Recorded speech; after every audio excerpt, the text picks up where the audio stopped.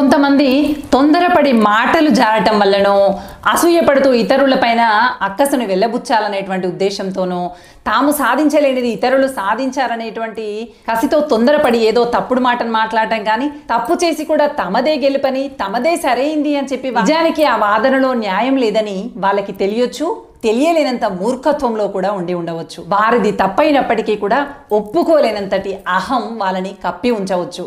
ఇలా అహం మూర్ఖత్వం అడ్డుగా ఉండటం వల్ల వాళ్ళు తమ తప్పుని ఒప్పుకోరు, తమ తప్పుని గుర్తించరు. అందుకోసమని ఇలాంటి వారితో వాదించడం కన్నా మన పనేంటో మనం చేసుకుంటూ ముందుకు వెళ్ళామనుకోండి, మన జీవిత కథలో మరో విజయం దక్కుతుంది.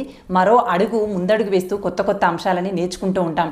అంతేకాని వాళ్ళు తప్పు చేశారని వాళ్ళని నిందించాలని, వాళ్ళ తప్పు వాళ్ళు ఒప్పుకోవాలని, వాళ్ళ తప్పుని నలుగురు గుర్తించాలని ప్రయత్నం చేస్తే ఆ మూర్ఖత్వంలో పడి మనము కొట్టుకుపోయేటువంటి అవకాశాలు ఉంటాయి. ఇలాంటి వారితో కాస్త జాగ్రత్త.